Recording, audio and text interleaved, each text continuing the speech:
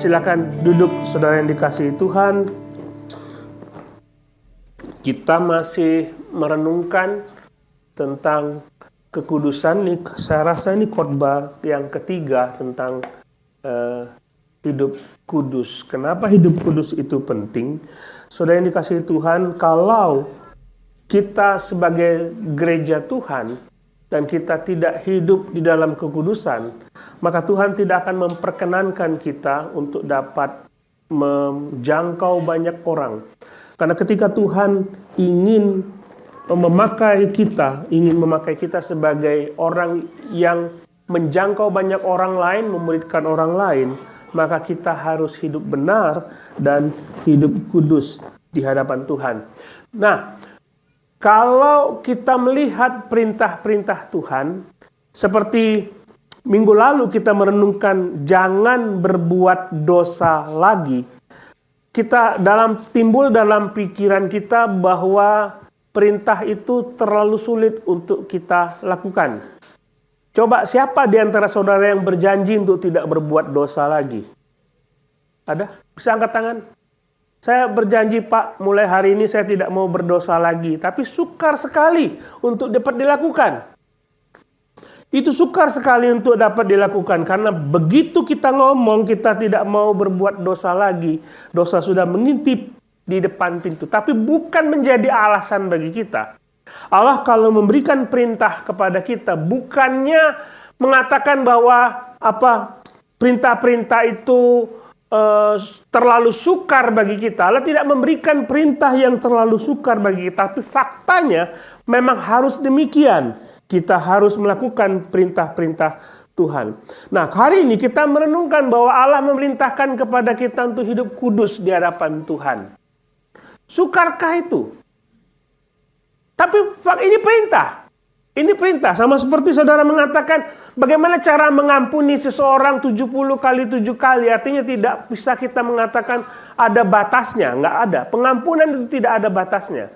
Sukar sekali bagi kita untuk melakukan. Tapi perintah tetap perintah. Ya, perintah tetap perintah. Tidak boleh ngomong tapi Tuhan, itu nggak ada itu. Itu nggak boleh. Tapi kalau Tuhan bilang kamu harus hidup kudus, maka kita pun harus punya posisi untuk hidup kudus. Kita harus hidup kudus. Nah, untuk hidup kudus itu tidak mudah. Zaman dahulu orang ingin membuang pikiran-pikirannya, ingin membuang godaan-godaan dunia, mereka pergi ke biara, lalu mengasingkan diri dari dunia. Mereka mengasingkan diri dari dunia. Kalau zaman sekarang, saudara pergi kemana-mana tidak bawa gadget. Nah, gitu. Nggak ada TV, tidak ada apa-apa. Saudara diam di sebuah tempat, membiara di situ, dan tidak melakukan apapun. Itu orang zaman dulu. Dan saudara masih mau melakukan itu untuk hidup kudus. Nggak bisa, saudara. Karena Tuhan mengatakan supaya kita hidup di tengah-tengah dunia. Saudara pasti tidak mau. Saya tidak mau hidup membiara, Pak Pendeta. Saya punya anak, saya punya istri, saya harus cari makan. Nah, tentu saja Petrus tidak menyarankan saudara untuk pergi ke sebuah tempat, menyembunyikan diri di situ, tidak ada gadget, tidak ada apa-apa sama sekali. Perintah untuk hidup kudus lebih besar daripada apa yang disebut dengan membiara. Kalau saudara pergi membiara, pikiran saudara bisa kemana-mana, sama saja. Karena pikiran kita sudah kotor. Ya, kita harus menjadi terang di tempat di mana kita berada. Hari ini kita belajar apa artinya kita hidup kudus. Apa artinya perintah kudus itu supaya kita dapat mengerti dan kita lakukan dalam hidup kita sehari-hari. Mari kita buka 1 Petrus 1 ayat 13 sampai 19. Saudara ikut membaca bersama-sama dengan saya. 1 Petrus 1 ayat 13 sampai 19. Saya baca ayat yang bercetak, ayat yang ganjil, saudara membaca ayat yang genap. Sebab itu siapkanlah akal budimu, waspadalah, dan letakkanlah pengharapanmu seluruhnya atas kasih karunia yang dianugerahkan kepadamu pada waktu penyataan Yesus Kristus.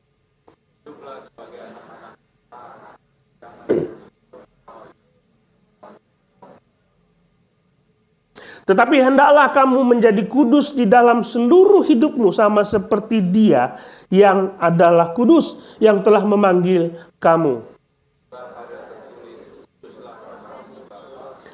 Dan jika kamu menyebutnya Bapa, maka Dia yang tanpa memandang muka menghakimi semua orang menurut perbuatannya, maka hendaklah kamu hidup dengan ketakutan selama kamu menumpang di dunia ini.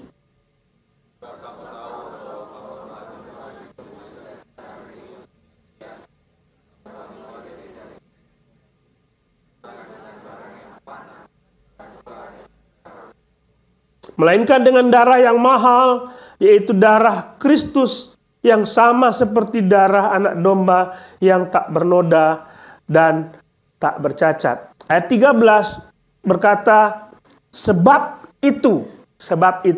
Ini berkaitan dengan pernyataan sebelumnya, sebab apa? Gitu kan? Sebab apa? Ayat sebelumnya berbicara mengenai Petrus mengatakan, kamu telah menerima keselamatan. Orang-orang Asia kecil sudah menerima keselamatan. Keselamatan itu yang diselidiki oleh nabi-nabi. Jadi nabi-nabi dalam perjanjian lama menyelidiki tentang Mesias. Mereka tidak tahu Mesias. Bahkan ketika Yesus lahir di dunia ini, mereka bingung ketika Yesus mengatakan, akulah Dia. Mereka mau melempari Yesus dengan batu. Jadi mereka tidak tahu apa itu keselamatan. Konsep keselamatan itu masih belum terbuka dinyatakan kepada mereka. Tetapi kamu orang-orang Kristen, kamu sudah tahu apa itu keselamatan. Kamu sudah menerima Yesus bulat, utuh, dan engkau sudah menjadi orang Kristen, dan engkau tahu siapa itu Yesus, engkau tahu siapa yang memberikan keselamatan, dan engkau sudah diselamatkan oleh Tuhan. Kamu sudah diselamatkan oleh Tuhan. Saudara, begitu kan? Ada yang belum diselamatkan hari ini? Siapa yang belum percaya Yesus hari ini? Saudara-saudara percaya kepada Yesus. Dan Dia menebus hidupmu dengan darah yang mahal itu. Dan saudara-saudara dianggap menjadi anak Allah. Maka sebab itu, lakukanlah hal-hal yang berikut ini. Wajar dong. Kamu sudah diselamatkan. Maka ada perintah-perintah yang diberikan oleh Tuhan kepadamu. Ayat 15 mengatakan, tapi hendaklah kamu menjadi kudus dalam seluruh hidupmu, sama seperti Dia yang kudus yang telah memanggil kamu. Sebab ada tertulis, kuduslah kamu sebab aku kudus. Jadi kalau saudara sudah diselamatkan oleh Tuhan, konsekuensinya hidupmu harus kudus. Seperti itu. Benar kan? Kalau saudara menikah dengan seseorang, konsekuensinya saudara harus mengasihi dia, tinggal sama dia, dan kalau punya anak, konsekuensinya saudara cari uang untuk anak itu. Bukan buat dirimu sendiri. Wajar tak? Wajar. Nanti kalau misalnya saudara punya anak, lalu anak itu malam-malam nangis, terima konsekuensi itu. Karena saudara mau punya anak. Tapi kalau saudara sudah diselamatkan, konsekuensinya hidupmu harus selaras dengan keselamatan itu. Dan kali ini Allah mengatakan, kamu harus hidup kudus. Karena Allahmu kudus. Itu perintah Tuhan. Kamu kudus karena Allahmu kudus. Lalu apa artinya hidup kudus? Apa artinya kita, kalau Alkitab mengatakan bahwa hidup kita harus kudus? Apa arti kudus itu? Secara etimologi itu arti kata. Kudus itu artinya terpisah. Terpisah. Tidak sama dengan yang lain. Dikhususkan. Saya suka sekali membuat ilustrasi waktu saya masih kecil. Saya suka sekali ayam apa yang pecamke ya. Namanya, aduh, enak bener itu ya. Cobalah buat ayam itu, direbus, dikukus, aduh begitu diangkat. Nah, popo saya itu seneng kalau saya makan ayam itu. Dan bagian yang paling saya suka adalah paha ayam, paha pentung itu. Jadi ketika dia buat ayam itu, dia ambil satu paha, dia taruh dalam piring kecil lalu situ. Disingkirkan, ini buat Koko. Padahal cucunya masih ada yang lain. Karena saya cucu yang pertama. Jadi dia singkirkan itu ayam, taruh di situ, ditutup. Yang lain nggak boleh. Ini dikhususkan buat Koko. Itu artinya disisihkan, dikuduskan buat Koko. Gitu ya. Itu kira-kira seperti itu ilustrasinya. Jadi pulang ini saudara masak ayam itu ya. Kalau nggak tahu resepnya tanya Bu Jacqueline. Ya ayam garam. Ada ahli masak di situ Ibu Yen. Jadi cuma pakai jahe doang kayaknya ya. Jadi itu artinya kudus, disisihkan. Sama seperti kalau sudah mendengar perintah Tuhan, ingat dan kuduskanlah hari Sabat. Apa artinya perintah itu? Jadi saudara mengatakan, kalau hari Sabat saya tidak boleh melakukan ini, saya tidak boleh melakukan dosa. Enggak, maksudnya Tuhan. Kalau ada hari Sabat, khususkan hari itu untuk Tuhan. Jangan melakukan yang lain. Khususkan hari itu buat Tuhan. Itu yang dimaksud dengan kuduskanlah hari Sabat. Lalu kalau dia mengatakan, engkau harus hidup kudus, berarti hidupmu seluruhnya buat Tuhan. Nggak ada yang lain. Tidak ada buat yang lain. Tidak dicemari dengan hal-hal yang lain. Khusus buat melakukan apa yang Tuhan mau. Jangan melakukan apa yang dunia mau. Itu maksud hidupmu kudus di hadapan Tuhan. Sebab Allahmu sendiri kudus. Dia terpisah dengan dunia ini. Dia tidak bisa bergabung dengan dunia ini. Dia tidak bisa menyatu dengan dosa. Nah, satu kali Yesaya, dia berhadapan melihat sebuah penglihatan di bait suci ketika Allah dengan jubahnya yang turun ke bait suci dan menampakkan diri, lalu serafim bernyanyi di situ. Menyanyi memuji Tuhan, kudus, kudus, kuduslah Tuhan semesta alam. Serafim sengaja menyanyi Tuhan itu sangat kudus. Lalu Yesaya dengan ketakutan, celakalah aku binasa sebab aku najis bibir dan aku tinggal di bangsa yang najis bibir. Dia merasa dia celaka dan tidak bisa melihat Allah yang kudus itu karena dia sendiri dicemari dengan kehidupan yang tidak bermoral dari bangsanya. Nah, dia nggak bisa bergabung sama Tuhan karena dia tidak kudus. Karena dia mencemari hidupnya dengan dosa-dosa yang begitu banyak. Aku tinggal di tengah-tengah bangsa yang najis bibir. Jadi seperti itu saudara konsep kudus itu. Nggak bisa kita mengatakan kita menyembah Tuhan, tapi di sisi lain hidup kita bukan buat Tuhan. Tidak bisa. Saya mengatakan saya anak Tuhan, saya umat kesayangan Tuhan, lalu hidup kita sembarangan. Tidak bisa. Tuhan tahu bahwa saudara harus bekerja. Tuhan tahu saudara harus melakukan semua aktivitas, tetapi jangan cemari hidupmu dengan dosa. Jangan cemari hidupmu dengan hal-hal yang dilakukan oleh dunia ini. Semua bangsa yang najis, yang berdosa, tidak bisa menikmati kerajaan Allah. Nggak bisa. Alkitab mengatakan semua dosa itu akan disingkirkan, tidak bisa bergabung dengan Tuhan. Maka ketika kita mengatakan bahwa kita harus kudus, hidup kita harus terpisah dari dunia ini. Cara hidup kita harus berbeda dengan dunia ini. Pada waktu Yesus turun ke dunia, dia berkeliling di daerah Israel, dan dia bertemu dengan banyak orang. Dan dia bertemu waktu dia keliling, dia melihat orang-orang Farisi, orang-orang Saduki berpakaian kelihatan seperti orang saleh. Benar ya? Kadang-kadang orang kita melihat itu pendeta yang pakai jubah, yang pakai dasinya kolar begini, lalu dijubahin, lalu lihat pendeta, itu kudus banget ya.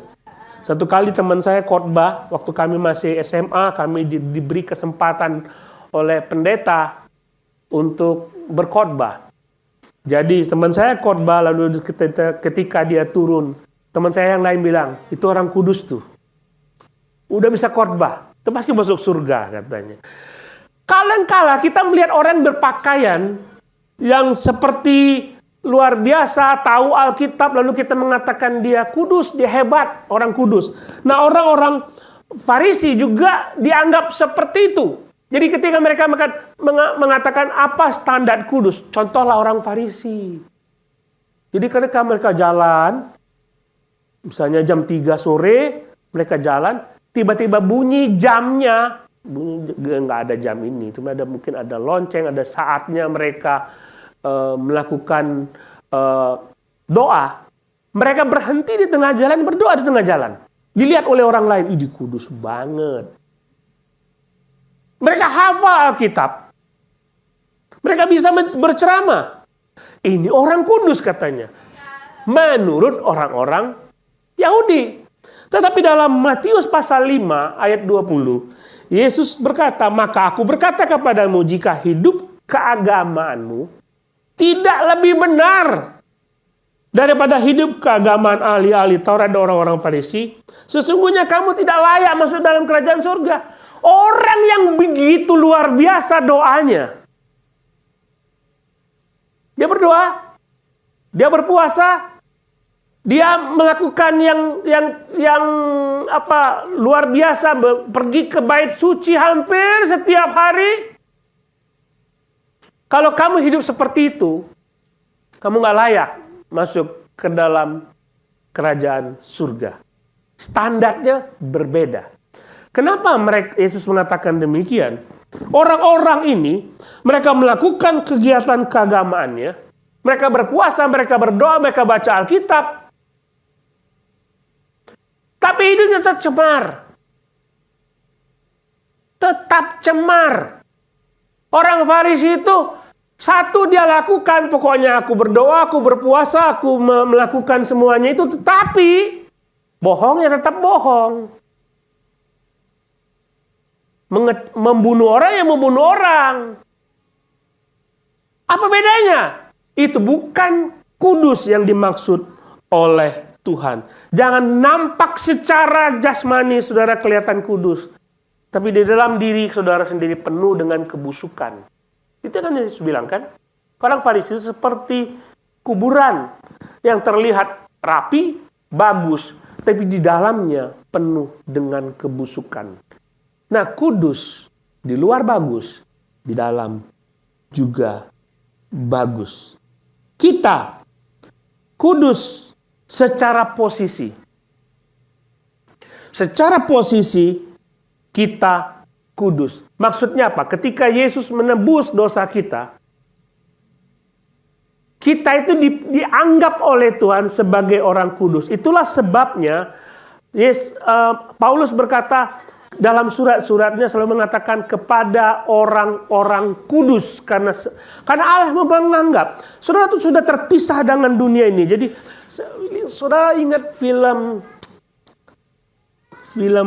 apa namanya itu, orang yang penuh ada mutan-mutan gitu, film apa itu, ada berseri-seri, X-Men.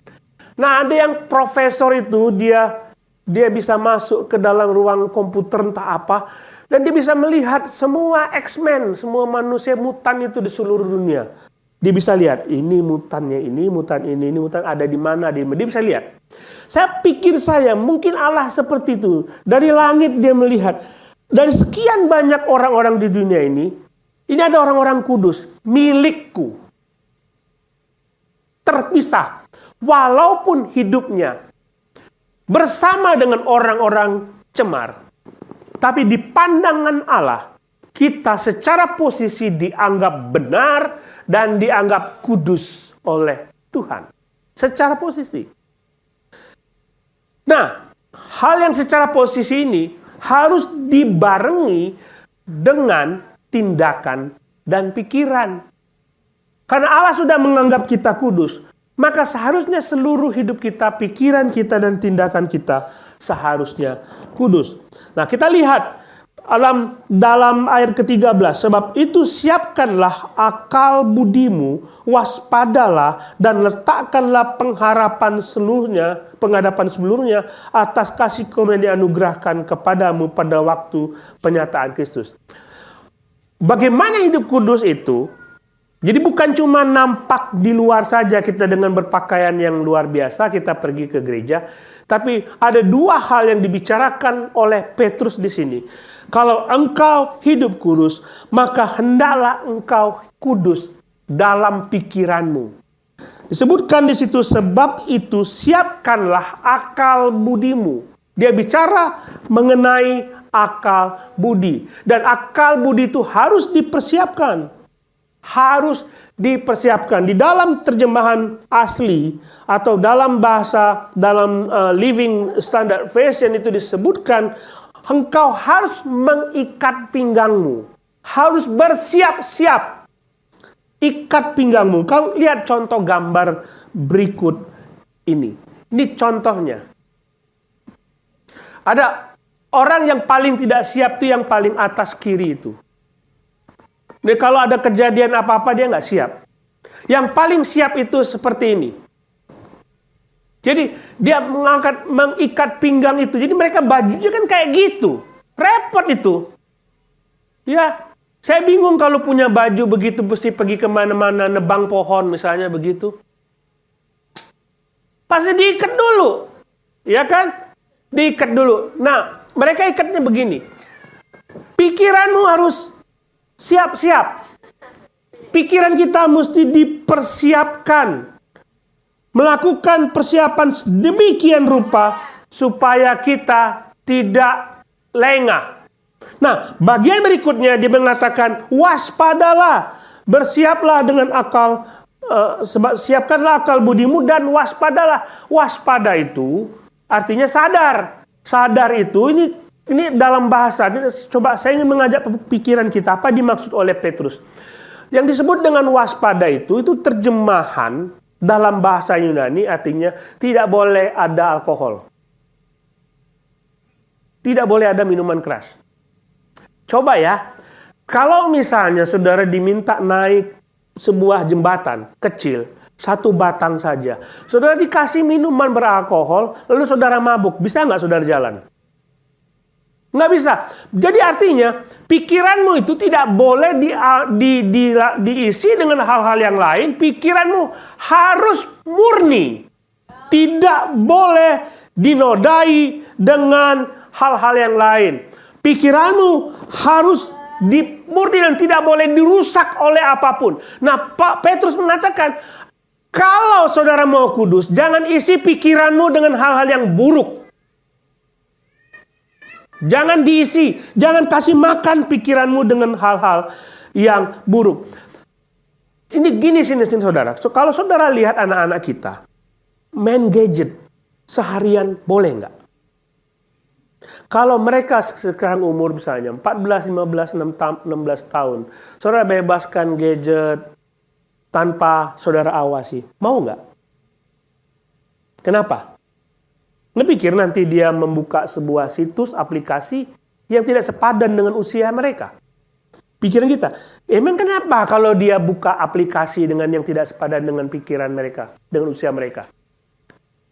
Ada masalah apa? Kita berpikir, nanti dia rusak. Bener nggak? Nanti anak kita rusak. Jangan diisi dengan hal-hal seperti itu. Nah, ada TV tontonan kartun, kelihatannya lucu, tapi seperti mengajar anak-anak untuk jahat sama orang lain. Kita mengatakan, nah jangan nonton itu. Karena dalam pikiran kita nanti anak kita rusak. Tapi bagaimana dengan kita sendiri? Dengan apa kita mengisi pikiran kita? Saudara memberi kesempatan pikiran kita diisi dengan hal-hal yang tidak benar. Saudara ambil gadget dan begitu muncul. Saya tuh punya grup alumni. Saya sudah tahu kalau grup alumni sekolah itu ada yang benar orangnya, tapi ada juga yang nggak benar.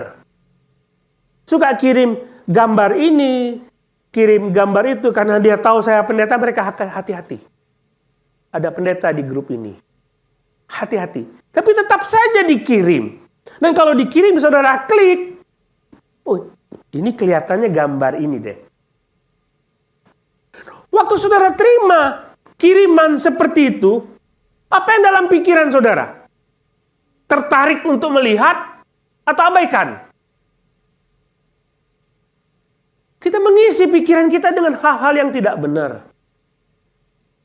Sekali masuk, akan rusak dan kecanduan. Bahaya, saudara.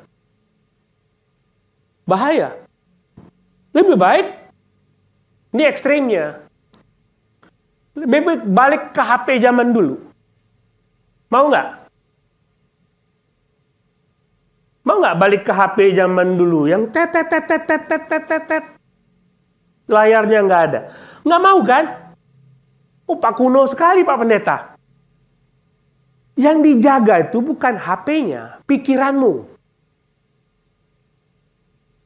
Begitu saudara melihat itu, hal-hal itu, pokoknya saya tidak merusak pikiran saya dengan hal-hal yang tidak benar. Judi online, pornografi, jangan dirusak pikiranmu. Begitu saudara sekali, 2 kali, 3 kali, saudara kecanduan terus. Kecanduan terus dengan hal-hal seperti itu. Jangan dirusak.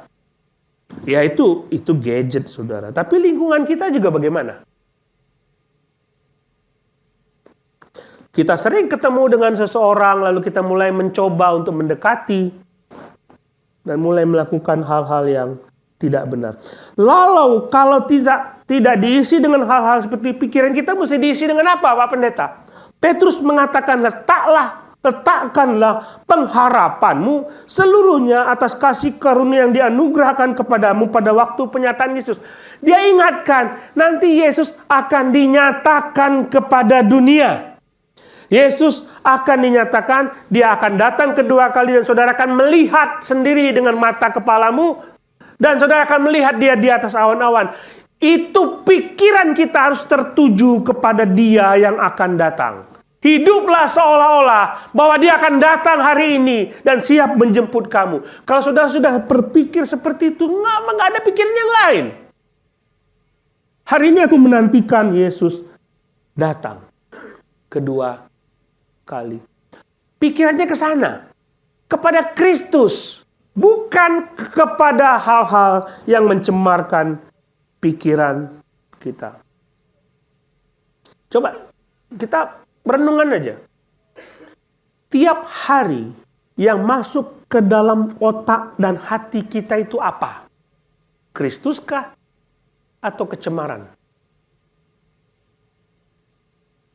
Ini udah lihat yang nggak bener setiap hari, plus Alkitab nggak pernah dibaca, ya rusaklah. Rusak pikiranmu. Saya pernah kasih ilustrasi.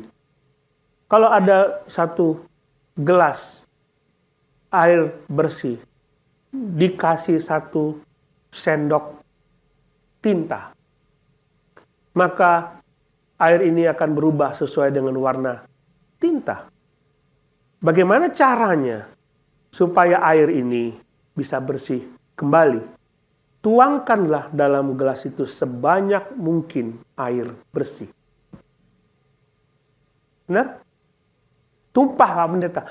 Tuang terus. Jangan kasih tinta lagi. Tuang terus sampai akhirnya dalam gelas itu benar-benar bersih. Nah, kalau pikiran kita seperti gelas, kita selalu cemari, makin lama makin pekat dengan hal-hal yang cemar. Jangan kasih makan itu. Pikiran kita harus dikasih makan dengan firman Allah supaya bersih. Yesus sendiri mengatakan, kamu semua sudah bersih dengan firman yang kuberikan kepadamu. Ya kan? Jadi jangan diisi dengan hal yang nggak baik. Isi dengan firman Tuhan. Bacalah Alkitab setiap hari, renungkan itu. Renungkan itu. Ini baca Alkitabnya kalau diajak pendeta pas khotbah doang. Itu ya kalau saya ajak. Kalau saya nggak ajak, pendeta aja yang baca. Kan nggak kayak gitu kan? Di rumah bacalah Alkitab supaya pikiran sudah diisi dengan firman Tuhan tiap-tiap hari. Kemudian Petrus berkata, hiduplah sebagai anak-anak yang taat dan jangan turuti hawa nafsu yang menguasai kamu pada waktu kebodohanmu. Artinya Petrus sedang mengkontraskan, dulu waktu masa bodohnya kamu itu, kamu mencemari perilakumu dengan perilaku dunia. Sekarang kamu tidak boleh seperti itu. Kamu harus memiliki perilaku dan tindakan yang tidak tercemar. Harus seperti itu. Hiduplah sebagai anak-anak yang taat dan jangan turuti hawa nafsumu yang menguasai kamu pada waktu masa kebodohanmu. Dulu kamu hidup sebagai orang-orang yang tidak mengenal Allah. Kamu tidak tahu apa yang baik. Nggak ada yang tahu yang baik. Coba tanya orang-orang di luar itu. Baik nggak beribadah? Nggak baik. Coba tanya orang-orang yang tidak mau ke gereja. Baik nggak ke gereja? Nggak baik menurut mereka. Kita dulu kayak gitu. Baik nggak korupsi? Ya, semua orang melakukan, Pak. Oke-oke aja. Itu kata orang dulu. Waktu saudara belum percaya kepada Yesus. Baik tidak selingkuh. Ya, TTM nggak apa-apa. TTM tahu. Teman tapi mesra. Lebih mesra dengan temannya daripada sama istrinya. Kacau itu. Semua orang punya TTM pendeta. Nggak apa-apa lah sedikit-sedikit. Itu dulu. Waktu saudara belum percaya kepada Tuhan. Kalau sudah tidak sanggup untuk melakukan apa yang menyenangkan Tuhan. Itu dulu. Tapi sekarang saudara sudah ditebus menjadi milik Tuhan, maka kamu diberi kuasa menjadi anaknya, maka kamu dimampukan untuk hidup kudus. Saudara mampu untuk hidup kudus. Karena di dalam diri saudara ada Roh Kudus. Dia yang tegur saudara. Cuma kadang-kadang Tuhan mengatakan, jangan lakukan ini. Aduh Pak, Tuhan aku nggak sanggup, aku nggak kuat. Kita selalu berpikir seperti itu. Artinya saudara, Tuhan ingin supaya perilaku kita di luar sana dilihat oleh orang sebagai orang-orang yang tidak tercemar. Bagaimana cara kita berkata, apakah menyakiti orang lain atau tidak? Bagaimana memperlakukan orang lain? Kalau mereka mengatakan kamu jahat kepadaku, artinya kamu sama aja dengan orang yang tidak percaya kepada Tuhan Yesus, yang juga jahat kepadaku. Apa bedanya kamu dengan orang itu? Jadi tadi kita ngomong, kita hidup, pikiran kita harus benar di hadapan Tuhan.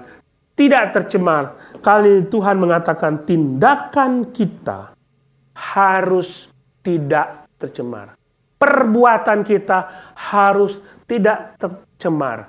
Perkataan kita juga harus tidak tercemar. Ini ukurannya. Paulus mengatakan kepada Timotius, janganlah seorang punya asumsi jelek terhadap dirimu. Kan susah itu. Kita sudah melakukan sesuatu yang baik, tapi ada orang lain berasumsi jelek kepada kita. Nah artinya saudara, supaya orang tidak berasumsi jelek kepada kita, jangan berbuat sesuatu yang jelek dalam hidupmu. Jangan melakukan sesuatu yang jelek di dalam hidupmu. Jangan dituruti. Kata dituruti itu adalah kata sing dan skema. Sing itu artinya sama. Sinkronus. Itu sama. Bersama dengan. Skema itu pola. Jadi polamu tidak boleh sama dengan dunia. Itu maksudnya. Kamu jangan turuti. Jangan sama pola pikirmu, pola tindakmu sama dengan dunia. Tidak boleh sama. Karena saudara kudus milik Tuhan. Ini kata yang sama di dalam Roma pasal 12 ayat 2. Jangan serupa. Jangan sama. Jangan serupa dengan dunia ini. Berubahlah pola pikirmu dengan tindakan ilahi. Nah, kadang-kadang orang Kristen itu bentuknya, orang Kristen seperti air, dia mengikuti bentuk di mana dia berada. Air ini biasa saja polanya, dia mengikuti pola di mana dia tinggal. Dia masuk ke dalam botol, bentuk airnya seperti botol. Dia masuk ke dalam gelas, bentuk airnya seperti gelas. Orang Kristen kadang-kadang kayak gitu. Benar nggak? Di gereja baik ya? Iya, karena wadahnya baik. Di luar, ikuti wadah di luar. Kita nggak boleh seperti itu. Kita harus tetap seperti mengikuti keinginan Tuhan. Jangan mengikuti pola dunia. Di mana saudara berada, saudara harus bisa memberikan contoh kepada orang lain. Hidupmu tidak seperti air. Coba lihat dua gambar ini. Saya mengajak saudara lihat gambar. Ada termostat, ada termometer. Saudara yang mana? Apa bedanya dua alat ini? Termostat mempengaruhi sekitarnya. Lihat, itu ada termostat. Suhu dalam ruangan ini kalau dia tidak menyala akan panas. Tapi karena ada termostat yang mengatur suhu, dia akan mengatur suhu dalam ruangan ini berapa? 22, semua 22 derajat Celcius. Karena dia mempengaruhi sekitarnya. Kalau saudara menjadi termometer, di mana saudara berada, saudara mengikuti apapun yang ada dalam ruangan itu. Nah, saudara yang mana? Saudara termometer atau termostat? Sehingga waktu saudara pergi ke sebuah tempat dan saudara berada di sebuah ruangan itu, semua orang dalam ruangan itu terpengaruh kalau saudara termostat. Tapi kalau saudara termometer, saudara duduk sama kumpulan-kumpulan pencemooh, saudara jadi pencemooh juga. Saudara yang mana? Saudara tahulah. Oh iya ya, kalau saya berada dalam kelompok ini saya pasti begitu. Nggak bisa, pola kita tidak boleh sama dengan dunia. Itu yang disebut dengan kudus. Polamu harus sama dengan Allah. Harus sinkron dengan Allah. Sehingga dimanapun saudara berada, saudara tetap kudus dan berkenan kepada Tuhan. Ini dorongan. Alasan kenapa kita kudus, harus hidup kudus. Sebab kamu tahu bahwa kamu telah ditebus dari cara hidupmu yang sia-sia, yang kamu warisi dari nenek moyangmu, bukan dengan barang yang fana, bukan dengan perak atau emas, melainkan dengan darah yang mahal, yaitu darah Kristus, yang sama seperti darah anak domba, yang tak bernoda dan tak bercacat. Saudara diberikan keselamatan dengan cuma-cuma, gratis, tapi bukan berarti tidak ada harganya. Terima keselamatan itu dengan gratis, tapi di sisi lain ada Tuhan yang mengorbankan dirinya untuk menebus saudara menjadi miliknya. Setelah saudara ditebus, maka posisikan hidup saudara menjadi hidup kudus di hadapan Tuhan. Coba lihat chart berikut ini. Ini saya sering mengajarkan kepada saudara bahwa kudus, sanctification, itu ada 3 pola. Yang pertama, secara posisi, saudara dianggap kudus oleh Tuhan. Tadi sudah kita lihat. Pada waktu saudara diterima oleh Tuhan sebagai anak Tuhan, secara posisi, saudara disebut sebagai orang kudus. Tapi tujuan akhir kita adalah kekudusan yang sempurna, ultimate sanctification. Kapan itu terjadi? Ketika saudara sudah masuk surga, tidak akan ada lagi dosa di situ. Tapi begitu saudara masih hidup di dunia ini, saudara harus mengalami pengudusan yang progresif, yang terus-menerus kudus, maju terus, bukan stagnan, bukan berhenti, juga bukan mundur. Harus makin hari makin kudus, itu maksud Tuhan. Coba pikirlah, tahun lalu sampai tahun sekarang, makin kudus atau tidak? Secara pikiran maupun secara tindakan. Saudara sudah dibeli oleh Tuhan. Hidupmu harus buat Tuhan. Tidak bisa buat yang lain. Hidupmu harus menyenangkan Tuhan. Harganya mahal.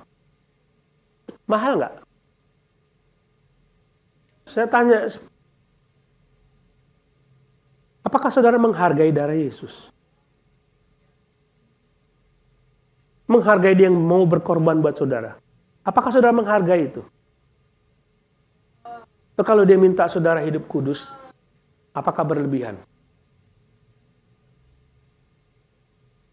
Minggu lalu kita merenungkan tinggalkan dosa. Coba buang semua pikiranmu yang merusak, yang penuh dengan kecemaran. Hiduplah dengan pikiran-pikiran yang baru dan tindakan-tindakan yang baru yang menyenangkan Tuhanmu yang sudah menebus hidupmu. Mari kita berdoa.